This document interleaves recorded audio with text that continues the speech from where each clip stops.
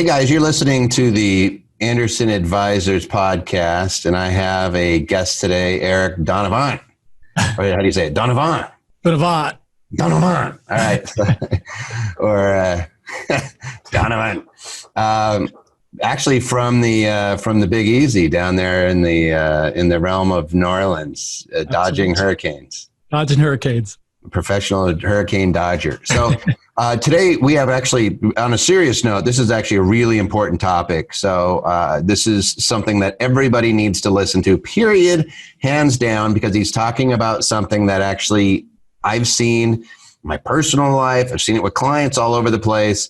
And I'm going to let Eric set the table on it and explain what he does and why this is so critical for people. Yeah, Toby, thank you for having me on. It's really an honor to be here. What we do, what Paradiem does, is we empower families and businesses to what we say is live a better story by being more intentional.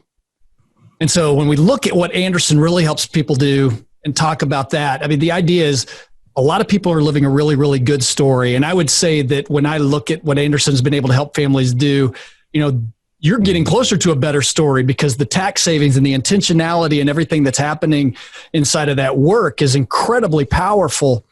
Where we come in and what we believe is that you can get really, really good return on investment. And that's important. Mm-hmm. Making sure you get great return on investment is important. What we have found is if all you focus on is return on investment, you can end up with the wrong ROI. What I mean is return on intention.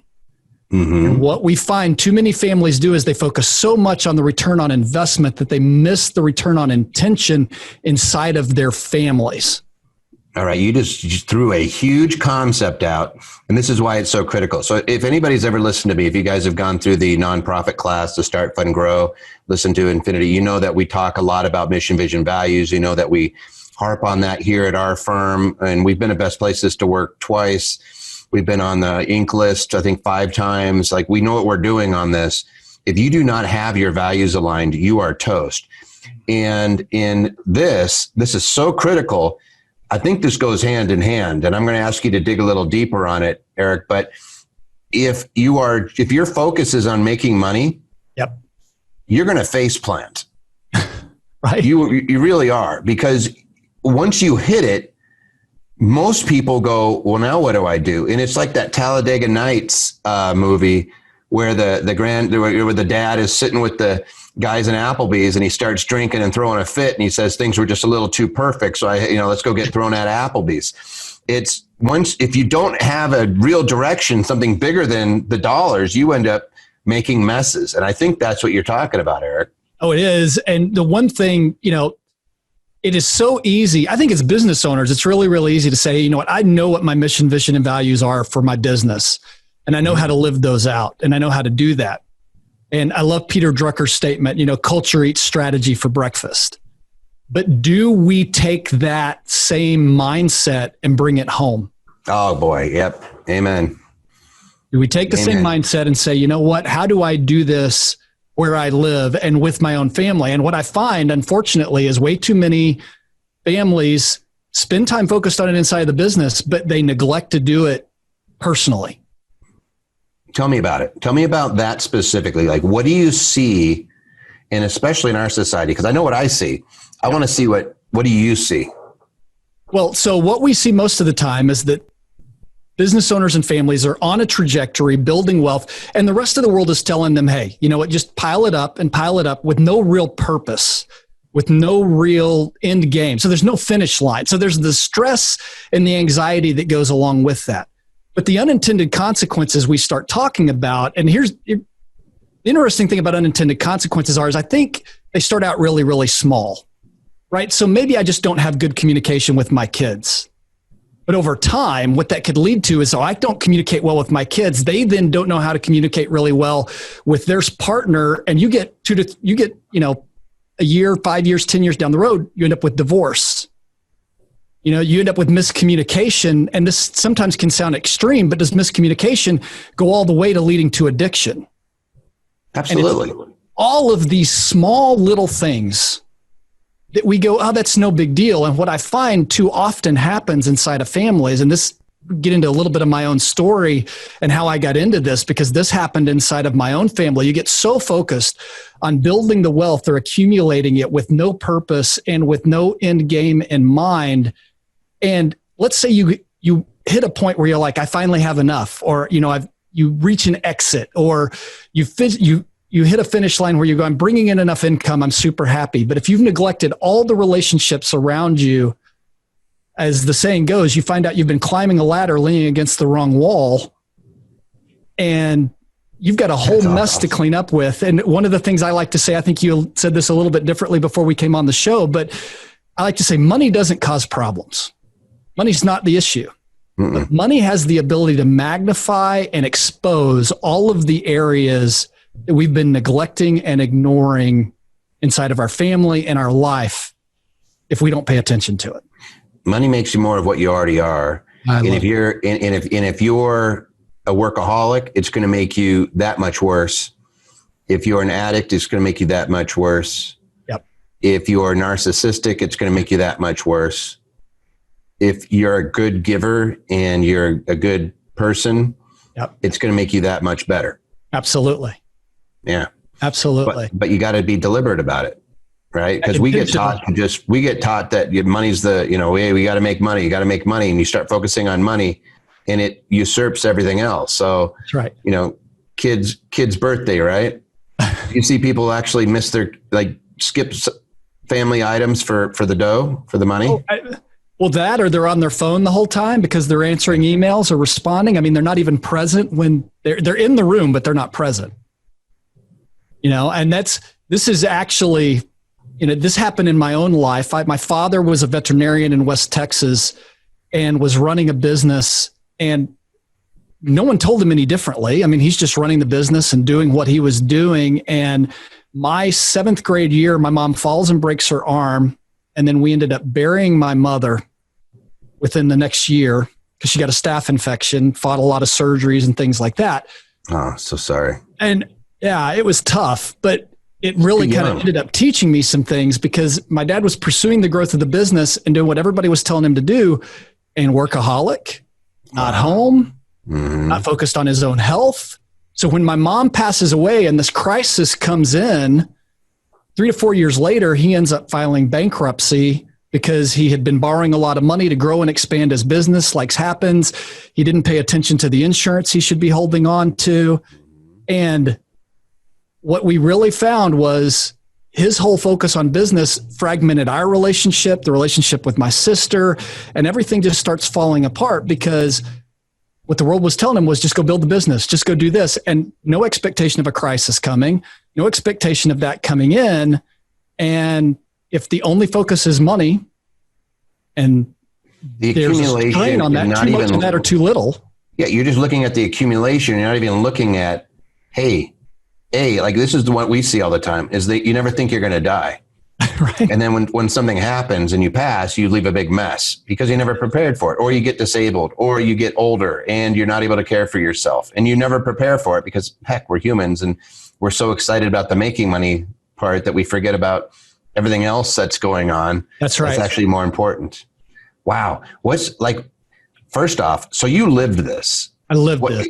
Is your dad still with us, or did he pass? No, my dad is still with us. Did he learn from that, or did he change things, or where's he at now? Well, so he's retired now, still doing a little bit of veterinary work. I like to say he learned a little bit of it.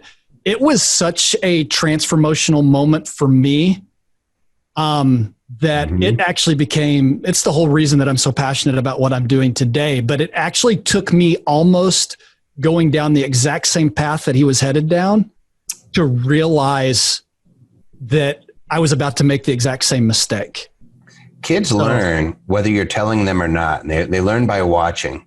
Yeah. So if you're not a really nice person, it's a good chance your kids are watching and picking up those.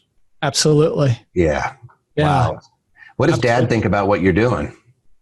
No, he loves it because he definitely understands, and he's seen the transformation in my own family. And, I've had my own, like I said, I almost blew it up myself because I had inherited all the workaholic, all the passion about just being at the office all the time and thinking that the answer was just accumulation, until I came to this. I had actually someone sit me down one day and said, "Hey, I just want to know why you hate your family." They actually said that? Yeah. And I was why like, do you hate your here, I got a question that's been bugging me, but like, why do you hate your wife? I'm just curious. Your kid. I was like, what are you talking about? He's like, well, look, you're never home. You're working all the time. I see the business you're building and everything, but I just, my best guess is you must just hate your family. And I was like, what are you talking about? And so this gentleman actually kind of mentored me through a process. He's like, why don't you go back and why don't you turn things upside down? The accumulation is going to come.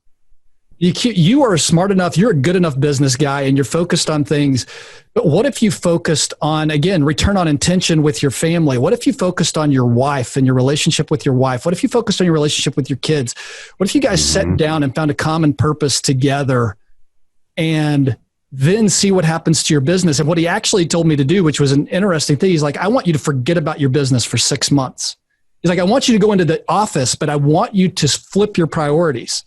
So don't go into the office until you've spent time with your wife and kids. Don't go into the office until you've done some exercise and focused on your body and things like that. And I started doing that, and it completely changed even the trajectory of my business. I was more focused. I was more dialed in. I was more like on fire for everything that I was doing.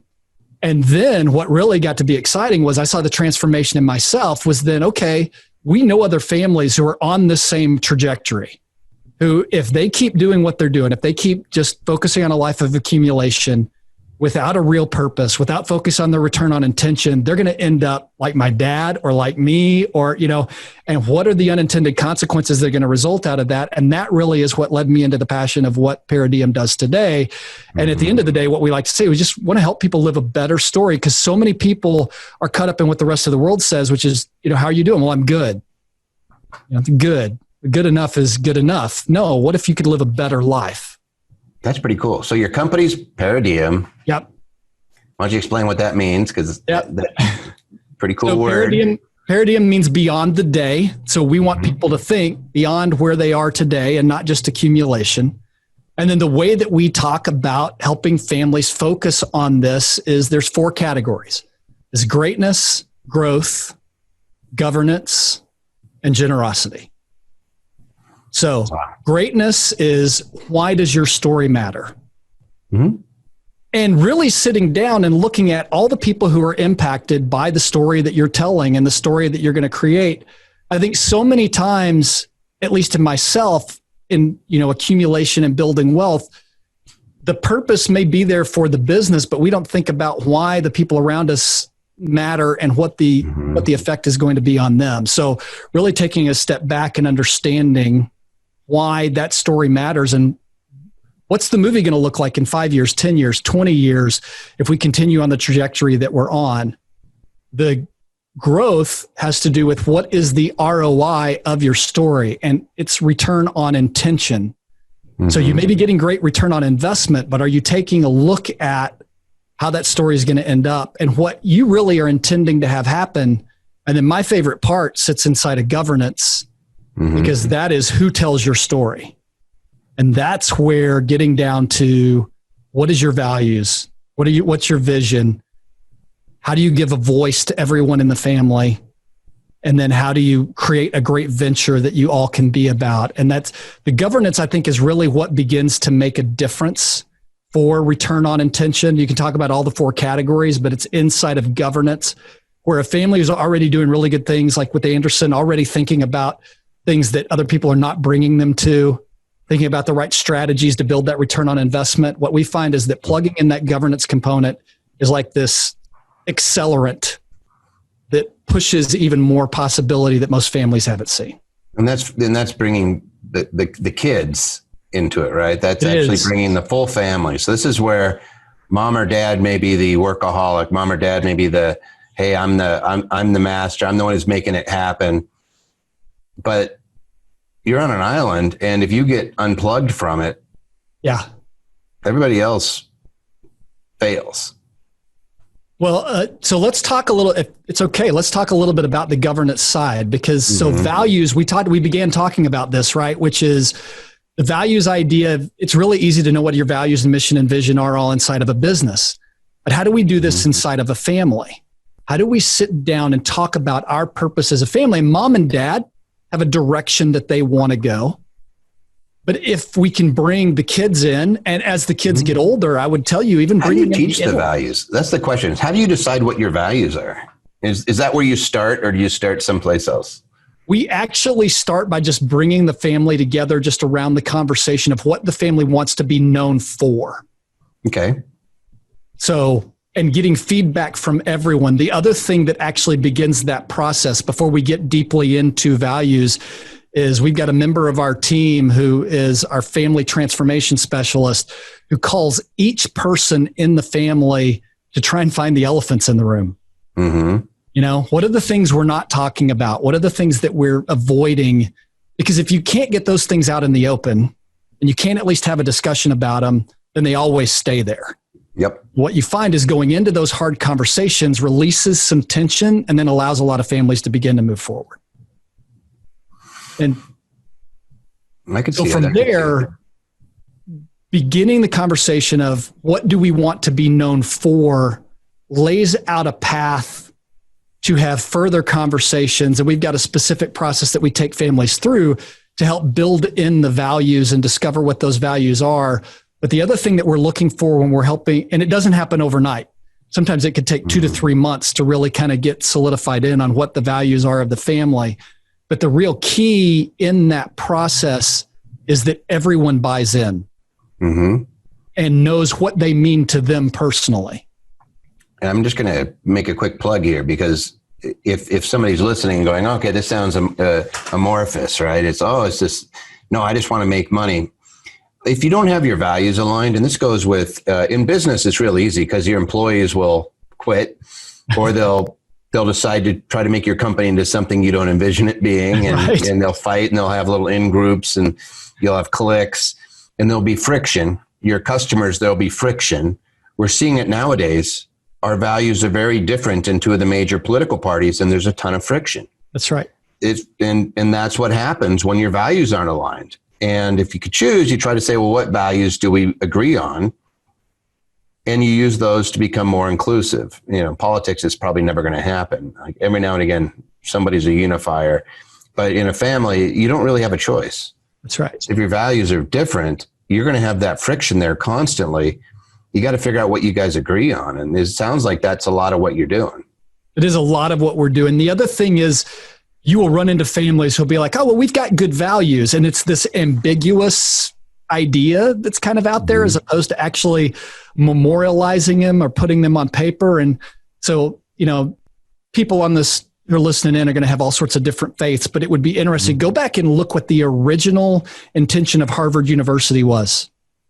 And and it was written down. I'm just going to go look it up and how far they are from that original written value. So you go, I don't need to write them down. If you look at Harvard, who had a written value that is so far away from what that is today.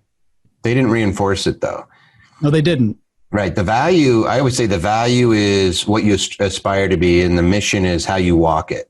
Yeah. And the vision is where you're walking. So, you know, Jesus was the ultimate visionary, and his disciples were the missionaries going out there and teaching, this is where we're going.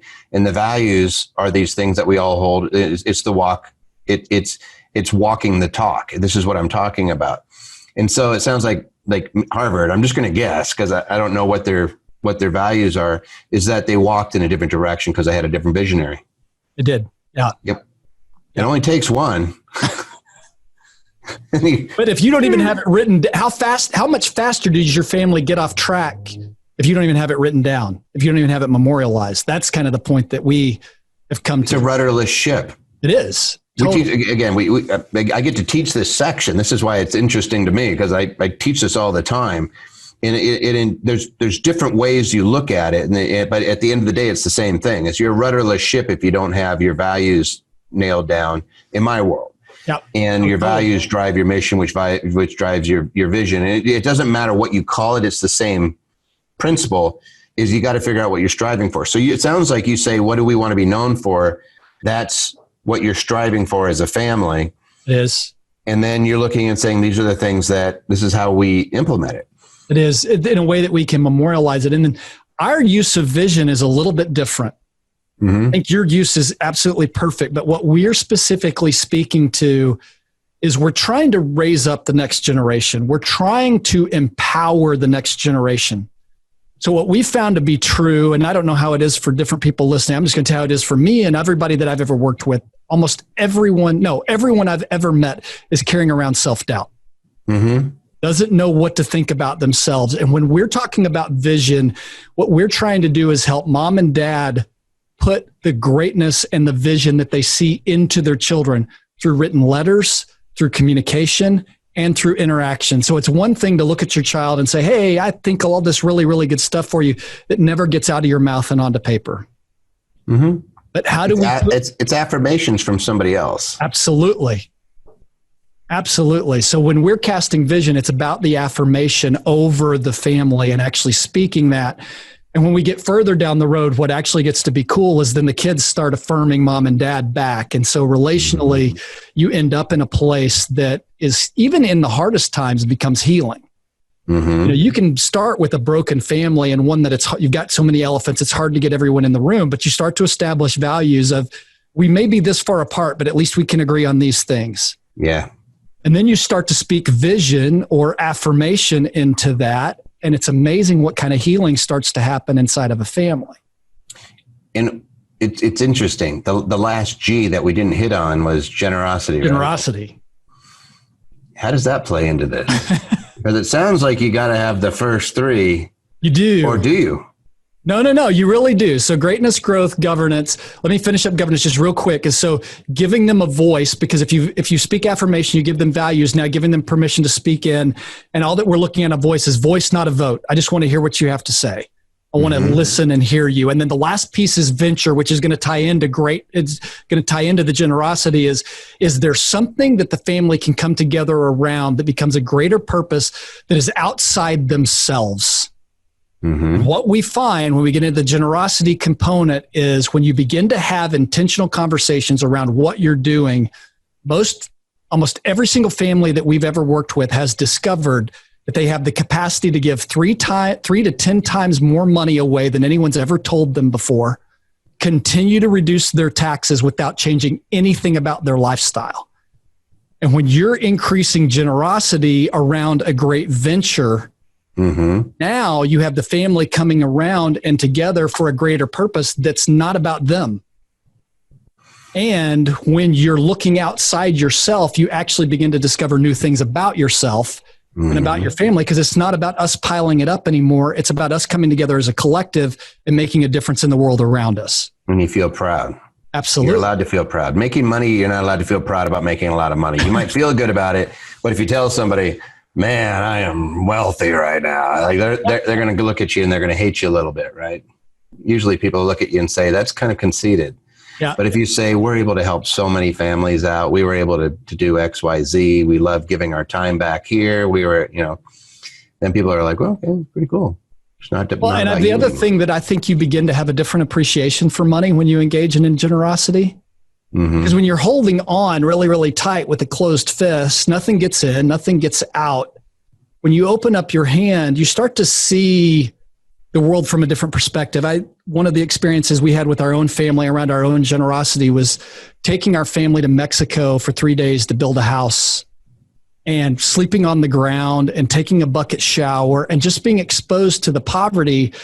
What we often don't realize, and most people don't know, is if you make more than $30,000 a year, you're wealthier than 99% of the rest of the world.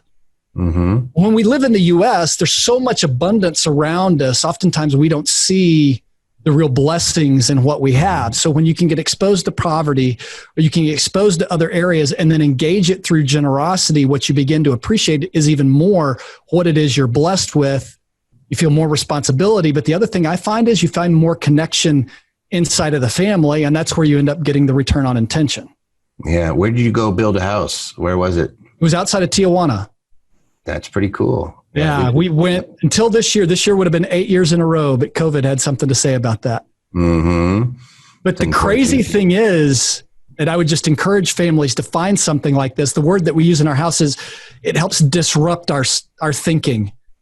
maybe I get discontent. Maybe I wish I had a nicer car. I wish I had this. I wish I had that. And you go down and get exposed to that kind of poverty. It's like, wait a minute, I have so much and I can appreciate so much of what I had. It was interesting. My oldest son looked at me a year and a half ago and he could feel his own discontent. And he looked at me and said, Dad, I just need to go to Mexico for a few days. I just need to go to Mexico for a few days. And so I find that to be true for me. Sometimes I get so caught up in thinking I'm more important than I am. And I just need a little bit of disruption in my life. And generosity is a way to create disruption. You need to go someplace where you realize, I have to be careful about this because sometimes I say you go and you realize how lucky we are. Sometimes it's hard to feel fortunate when you're sitting here and you're always looking at the Joneses and they have the new cars and they have the bigger house and all that jazz. And so you start feeling bad until you go someplace where, again, in many countries, I was just down in Puerto Rico, and right next door is Dominican Republic, where the Haitians live in a lot of the landfills, because that's where they bring the food. Right. It's leftover food. We call it garbage, but that's where they bring the food. So that's where they're living. Until you see it, it's hard to really conceptualize it. And then you realize, wait a second, people actually have to live like this. Yeah, we are very, very, very, very, very lucky. Yeah. Really, like you won the lottery. If you got born into this country or you managed to come here, you won the lottery. Just 99% of the world's problems just left you. That's right. And we're griping about how we're living here. Yeah, we can always do better, but I think we have to be realistic. And that sounds like a pretty interesting way to do it. Well, and again, here's what we found to be true. If you focus on return on intention, all of a sudden return on investment gets a lot clearer and a lot easier because you understand the purpose of why what you're doing. But not only that, especially if you're talking about multiple generational wealth, if you're going to pass this down 2-3 generations, however that's going to go, the rest of the family needs to understand the purpose. Otherwise, they're simply looking at the money as a solution to a lifestyle issue or something else without any purpose. And what you know from the statistics is when you lose the purpose around the return on investment, the wealth disappears. Yeah. It goes away. The statistics are there to show it. Eric, it's interesting because there's something that I heard, and I didn't come up with it, but I always think of this, and I share it with others. Is if you were given money for your child or your grandchild or for somebody else's child, if you don't have children, like somebody gave you the money for a baby, said, "Here's $1,000, Eric, and this is for your son, or this is for your new child."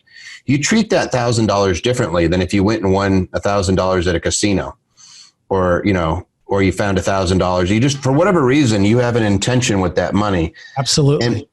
And you treat that with a different reverence. It's weird. You don't feel like taking it. I'll tell you that much. It is. And unfortunately, a lot of people don't understand that money is pressure and they're not prepared for it when it does come. And we see this all the time. And I have a very good, he ended up becoming a friend, but it was pretty funny. He ended up having a business where he's very successful, and his whole deal was to make $1 million a year. When he hit $1 million a year, that's when he started adultering and smoking coke. Like he starts doing coke and smoking weed and like destroying his life. And he was like, "Because I didn't know what else to do." Right. It's kind of funny when you hear that. Now he ended up becoming one of the best people, complete giver, completely giving his life to helping other people. He was so relaxed. By the time I met him, he was older, but he was like, "Yeah, I made so much money." And then I was like, "All right. Now what?" Well, I'm going to do all the things I didn't do. Well, and that's what when you look and talk to the people who are only focused on building wealth, who don't have this kind of round, it's like, so what do the people do when they hit their target, when they hit their goal? Because there was never a purpose. It was simply for the purpose of accumulation. And that's when we talk about let's match up return on investment with return on intention. Because if you don't have an intention, when you get to the finish line, you end up smoking crack and having an affair. And, because you hit the finish line, it's like, what was it for? Yeah, you don't. Yeah, you need to have a long-term objective. That's why I like the 300 years. Pick 300 years. That's your long-term objective. You put it in place. If we stick it to 20 or 30 years, it's just not long enough, guys. You'll end up finding a way to sabotage yourself. Hey, I'm going to ask you 2 more questions. I'm going to ask you the question I usually ask at the end first, which is if somebody's this is what you do for a living. I take it. It is. Right? You work with families. Yep. And if somebody, and usually people come on and they give away something. So what are we giving away today? Yeah. So we have a free family impact kit. that is available to anyone who wants to send me an email at eric@paradiem.org, paradiem.org. Send me an email. We'll give you the Family Impact Kit. What it is, it's basically about a half a day worth of exercises that sit inside of greatness, why your story matters, growth, what's your ROI, greatness, or governance, and then generosity. And it's just different activities that will give your family a chance to come together and have meaningful conversations around things that matter.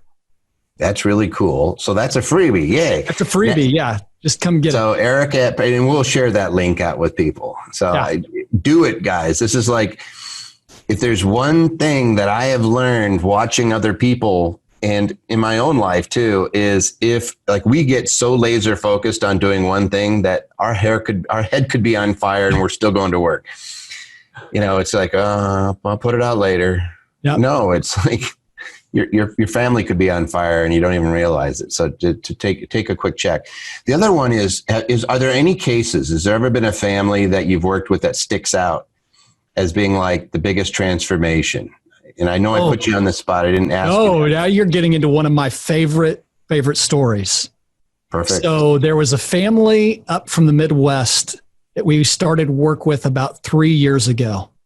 And we met this gentleman because he was getting ready for an exit. So a lot of times we'll come in and work with families beginning an exit, because I'm just going to add this real quick. What most people don't realize is it's one thing to be worth a certain amount of money on paper. You can't take that to the grocery store. But as we said, money magnifies, right? So the minute that you bring money into the equation, it changes all the relationships. So we like to talk to people before they're going to sell a business so that we can get them ready for the relational changes that are coming. So we met this gentleman about 6 to 8 months before he was going to sell the business.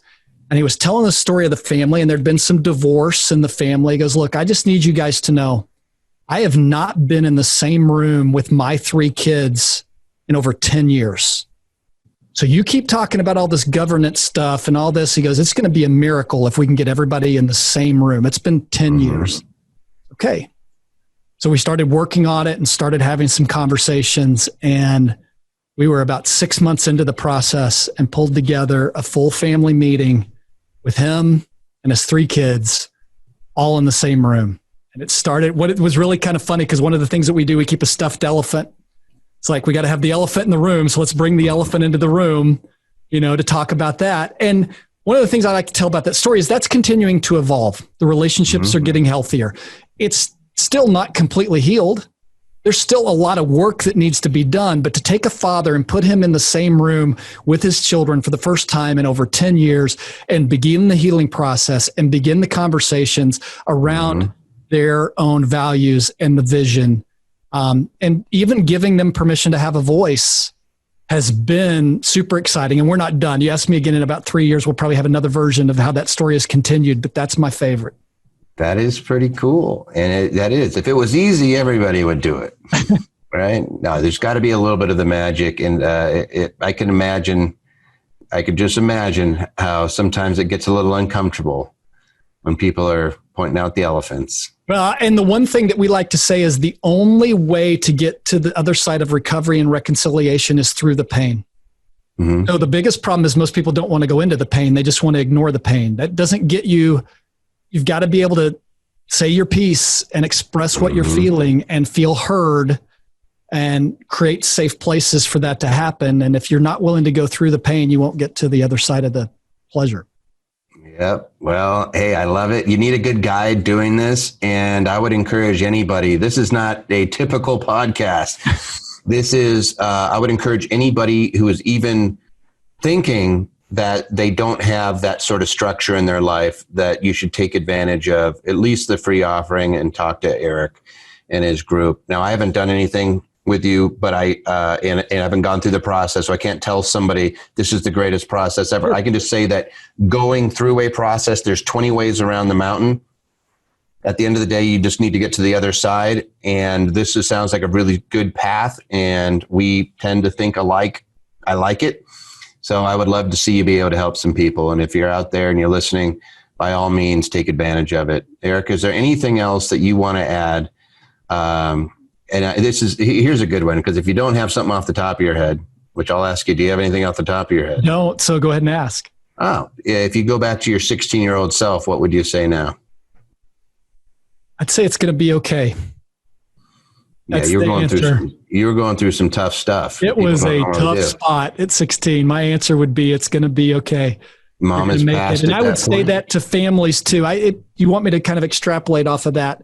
Mm-hmm. What I would tell you is, for families who are hurting, for families that are in a dark place, one of the things that I know about Paradiem, we're really, really good. If you were going to put families on a scale of green, yellow, and red, like how healthy is your family?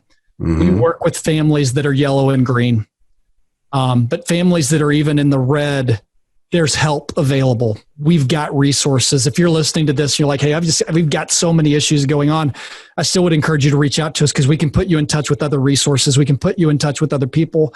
And what I know is that what you're willing to work on has the ability to be fixed. There's not anything that's completely out of reach if you're willing to do the work and willing to go into kind of the pain and the darkness of it, because the reward of what's sitting on the other side is so beautiful.